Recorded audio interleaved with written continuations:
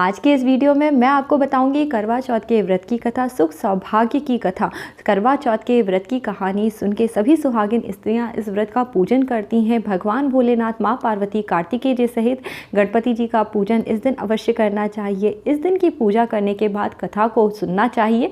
हाथ में चावल और थोड़े पुष्प लेके इस कथा को आप भक्ति भाव के साथ सुने। आपके पति की दीर्घ आयु हो, घर में सुख सौभाग्य की वृद्धि हो, ऐसी कामना के साथ भगवान भोलेनाथ के सामने इन चावलों और पुष्प को अर्पित करिएगा बाद में। नमस्ते दोस्तों, मेरे चैनल नीता विक्रम में आपका स्वागत है। मैं हूं आपकी दोस्त नीता। आप सब कैसे हैं दोस्तों, ये बताने के लिए हमेशा की तरह कमेंट सेक्शन में जय माता रानी ज़रूर लिखिए। माता रानी हम सबका कल्याण करती हैं, हमेशा खुश रहने का आशीर्वाद देती हैं। दोस्तों, आप अपने ईष्ट गुरुदेव भगवान माता पिता का भी नाम ज़रूर लिखिएगा। इस तरह से आपके जीवन में हमेशा उन्नति आती है और आपके जीवन का लक्ष्य आपको पता पड़ता है, जबकि आप अपने ईष्ट गुरुदेव और माता पिता का नाम लेते हैं। अगर आज आप मेरे चैनल पर दोस्तों पहली बार आए हैं, इस चैनल को सब्सक्राइब करिए। सब्सक्राइब करने के लिए वीडियो के नीचे बने हुए लाल रंग के सब्सक्राइब के बटन को प्रेस करिए। उसके बाजू में बनी हुई घंटी या बेल के आइकन को भी प्रेस करिए। निःशुल्क है दोस्तों, फ्री है। चैनल सब्सक्राइब जरूर करिए। और अगर आज का वीडियो आपको पसंद आ रहा है तो इसे लाइक ज़रूर करिए। कमेंट करके मुझे बताइए वीडियो आपको कैसा लग रहा है। कार्तिक मास के कृष्ण पक्ष की चतुर्थी तिथि को करवा चौथ का त्यौहार मनाया जाता है। इस दिन सुहागिन स्त्रियां करवा चौथ का व्रत रखती हैं, दिन भर निराजल निरा आहार रह के पति की लंबी आयु की कामना करती हैं और शाम के समय प्रदोष काल में करवा माता की पूजा करके कथा सुनती हैं। आज मैं आपके लिए कथा लेके आई हूँ, करवा चौथ की पहली कथा। पहली कथा है एक साहूकार की, जिसमें एक साहूकार के 7 बेटे और एक बेटी थी। सातों भाई बहन एक साथ बैठकर भोजन किया करते थे। एक दिन कार्तिक मास के चौथ का व्रत आया। भाई भोजन कर रहे थे, बहन से बोले आओ आप भी भोजन कर लो। बहन बोली आज करवा चौथ का व्रत है, चांद उगने पर ही भोजन करूंगी। तब भाइयों ने सोचा चांद उगने तक बहन भूखी रहेगी। एक भाई ने कहा कि चलो दिया जला के बहन को चांद दिखा देते हैं। तो दूसरे भाई ने उस दिए को छलनी से ढक दिया और नकली चांद दिखाकर बहन से कहने लगे चांद निकल आया है, इसे अर्घ दे लो। बहन ने अपनी भाभियों से भी कहा चलो भाभी अर्घ दे के चांद का पूजन कर लेते हैं।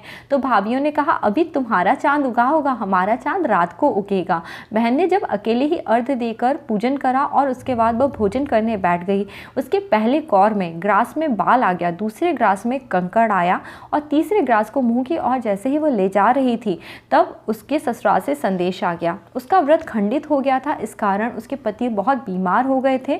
ससुराल से संदेश आने पर जब वह अपने घर को निकलने लगी तो उसकी माँ ने उससे कहा बेटी ये कुछ पैसे रखो, इन्हें अपने साथ ले जाना, रास्ते में जो भी मिले उसके पाँव छूना और उससे सुहाग का आशीर्वाद अगर वो दे दे तो उसे ये पैसे दे देना और अपने पल्ले में एक गठान लगा लेना। बहन रास्ते में अपने भाई के साथ जाने के लिए निकल गई। रास्ते में जो भी मिलता उसके पैर छूती गई। सभी आशीर्वाद देते 7 भाइयों की बहन खूब खुश रहो। 7 भाइयों की बहन अपने भाइयों का सुख देखो। किसी ने सुहाग का आशीर्वाद ना दिया। तब वो जब ससुराल पहुंची, दरवाजे पर उसकी ननद खड़ी थी। उसने पैर लगे तो ननद ने अपनी भाभी से कहा सुहागिन रहो, सपूती रहो। यह सुनकर उसने अपने पल्ले में गठान बांध ली। ननद को सोने का सिक्का दिया। तब भीतर गई तो सास ने कहा तुम्हारा पति धरती पे पड़ा हुआ है, उसकी तबीयत बहुत खराब है। वह उसके पास जाकर बैठ गई और उसकी सेवा करने लगी। सास ने भी उसको घर की बची कुची रोटी देकर भोजन देना शुरू करा। ऐसे ही समय बीतता गया। फिर मार्गशीर्ष की चौथ आई। चौथ माता बोली करवा लो भाइयों की प्यारी बहन करवा लो।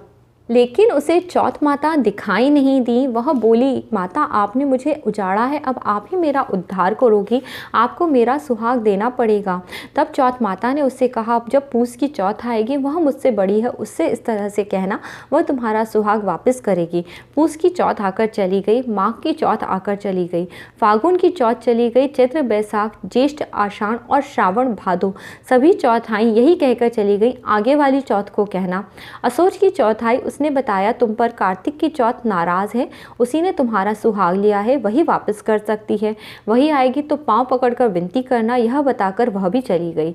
जब कार्तिक की चौथ आई वह गुस्से में बोली भाइयों की प्यारी बहन करवा लो, चांद दिन में उगाने वाली करवा लो, व्रत का खंडन करने वाली करवा लो, जो भूखी ना रह सके वह करवा ले। तो यह सब सुनकर चौथ माता को देखकर उनके पांव पकड़कर वह रोने लगी। हे चौथ माता, मेरा सुहाग आपके हाथों में है, आप मुझे दोबारा सुहागिन करें। इस तरह से क्षमा प्रार्थना करते हुए उसे देख चौथ माता उस पर प्रसन्न हो गई और उन्होंने उसके पति को ठीक कर दिया। आंखों से काजल निकाला, नाखून से मेहंदी निकाली, टीके में से रोली निकाली और छोटी उंगली से उस आदमी पर छिड़क दिया, जिससे कि वह ठीक हो गया और बोला, आज मैं बहुत देर तक सोता रहा। वह बोली, तुम बहुत देर तक नहीं, पूरे 12 महीने तक सोते रहे हो, अब जाकर चौथ माता ने मेरा सुहाग लौटाया है। तब उसने कहा, जल्दी से माता का पूजन करो। जब चौथ की कहानी सुनी, करवा का पूजन किया तो प्रसाद खाकर दोनों पति पत्नी चौपड़ खेलने बैठ गए। नीचे से दासी आई, उसने उन दोनों को चौपड़ के पासे खेलते हुए देखा। उसने सासू जी को आकर बताया। तब से सारे गांव में यह बात प्रसिद्ध हो गई। सब स्त्रियां चौथ का व्रत करने लगी, जिससे कि उनका सुहाग अटल रहे। इस तरह साहूकार की बेटी का सुहाग चौथ माता ने उसे दिया। इसी तरह चौथ माता सबको सुहागिन रखे। यही करवा चौथ के उपास की सनातन महिमा है। जय बोलो करवा चौथ माता की जय। अब मैं आपको करवा चौथ की दूसरी व्रत कथा सुना रही हूँ। यह बहुत ही प्राचीन काल की व्रत कथा है और यह बहुत ही प्रामाणिक भी है। इसका वर्णन महाभारत आदि पुराणों में मिलता है। एक बार पांडुपुत्र अर्जुन तप के लिए नीलगिरी पर्वत पर चले गए। इधर सभी पांडुपुत्र मुसीबतें झेलने लगे। इससे द्रौपदी बहुत ही शोक व्याकुल हो गई। श्री कृष्ण से आराधना करने लगी। कृष्ण उपस्थित हुए और पूछा, कहो क्या कष्ट है तुम्हें? प्रभु, द्रौपदी ने हाथ जोड़कर कहा, मुझे क्या कष्ट है यह आप तो स्वयं जानते हैं, आप तो अंतर्यामी हैं। मुझे कष्टों के बोझ से विहल कर दिया है। क्या कोई ऐसा उपाय है जिससे इन कष्टों से छुटकारा मिल सके? तुम्हारा प्रश्न अति उत्तम है द्रौपदी। ऐसा कहकर श्री कृष्ण मुस्कुराने लगे। प्रभु, फिर मुझ दुखी नारी का कष्ट दूर करने का उपाय बताइए, द्रौपदी ने पूछा। श्री कृष्ण बोले, यही प्रश्न एक बार पार्वती जी ने शिव जी से किया था। तब शिव जी ने करवा चौथ के व्रत का विधान बताया था। द्रौपदी बोली, फिर प्रभु करवा चौथ की जानकारी मुझे भी दीजिए और कथा ज़रूर बताइए। श्री कृष्ण जी ने एक पल सोचने के बाद कहा, दुख सुख तो सांसारिक माना जाता है, प्राणी उसमें सदा ही लिप्त रहता है। मैं तुम्हें अति उत्तम करवा चौथ के व्रत की कथा सुनाता हूँ, इसे ध्यान से सुनो। प्राचीन काल में गुणी विद्वान धर्मपरायण एक ब्राह्मण रहता था। उसके 4 पुत्र और एक गुणवती सुशील पुत्री थी। पुत्री ने विवाहित होकर चतुर्थी का व्रत किया, किंतु चंद्रोदय के पूर्व ही उसे भूख ने परेशान कर दिया।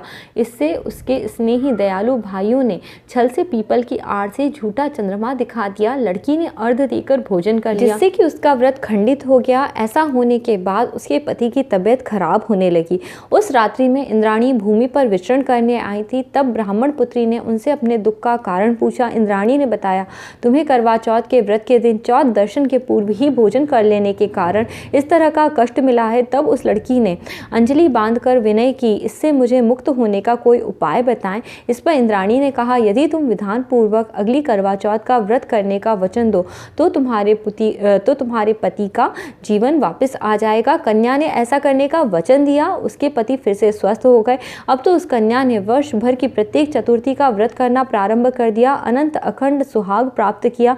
श्री कृष्ण ने कहा, हे द्रौपदी, यदि तुम इस व्रत को करोगी तो तुम्हारे भी सभी संकट टल जाएंगे। इस प्रकार द्रौपदी ने यह व्रत किया और पांडव समेत सभी लोग क्षेत्र में विजय हुए। इस प्रकार सौभाग्य, पुत्र पौत्र, धन धान्य इच्छुक स्त्रियां इस व्रत को विधि पूर्वक करें।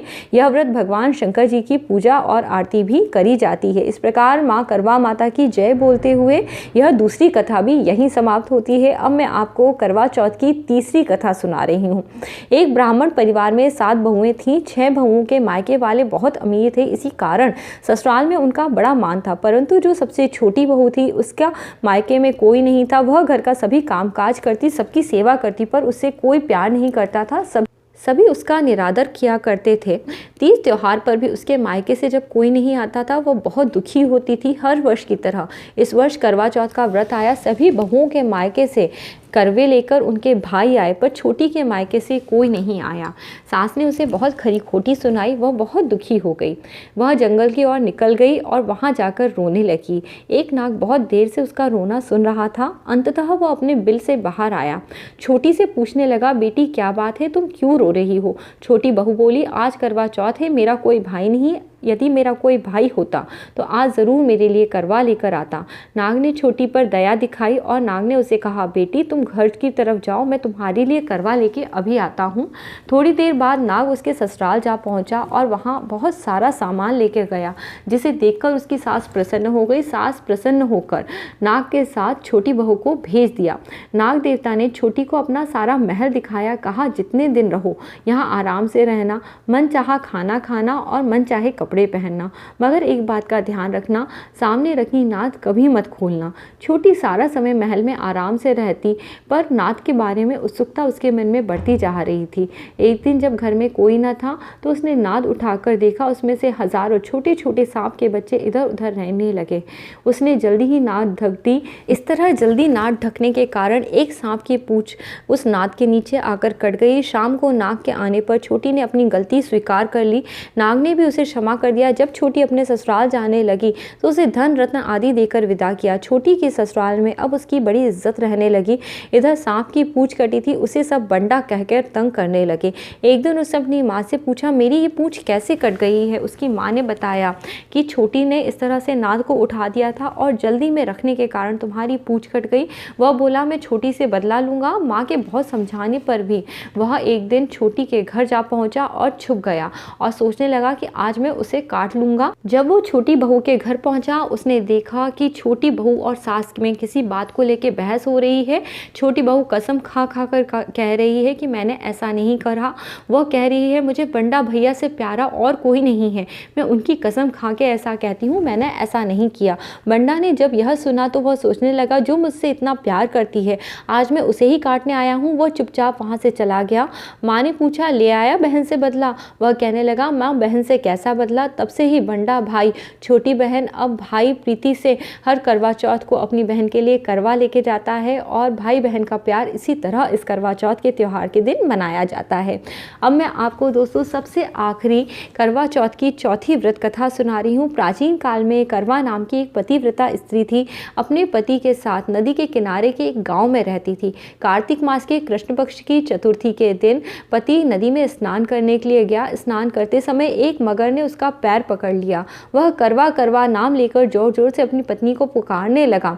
आवाज़ सुनकर उसकी पत्नी दौड़कर आई। अपने पति को मगर के मुंह में जाता हुआ देख उसने मगर के मुंह को कच्चे सूत से कस के बांध दिया। इसके बाद वह यमलोक चली गई और वहां जाके यमराज से प्रार्थना करने लगी कि मगर ने मेरे पति को इस तरह से निगला हुआ है, उनके पैर पकड़े हैं, इस अपराध में आप इसे नरक में ले जाइए और वहीं पर इसे रखिए। यमराज ने कहा, अभी मगर की आयु शेष है, मैं उसे नहीं मार सकता।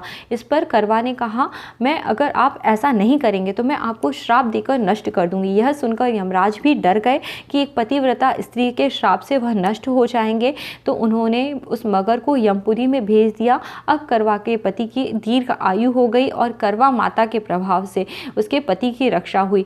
हे माता रानी, इसी तरह सभी के पतियों की रक्षा करना और करवा चौथ के व्रत को सफल बनाना। सभी स्त्रियों को सुख सौभाग्य की प्राप्ति हो, इसी कामना के साथ अब आपको श्री गणपति भगवान की आरती करनी चाहिए, श्री शिवजी महाराज की आरती करनी चाहिए। यह करवा चौथ के व्रत की कथा यहीं पर समाप्त होती है। उम्मीद करती हूँ आपको आज की ये कथा अच्छी लगी होगी। अच्छी लगी है दोस्तों तो प्लीज़ इस वीडियो को लाइक ज़रूर करिए, कमेंट करके मुझे बताइए और मेरे सभी वीडियो देखने के लिए कमेंट सेक्शन के पहले कमेंट पे ज़रूर क्लिक करिएगा। नमस्ते दोस्तों।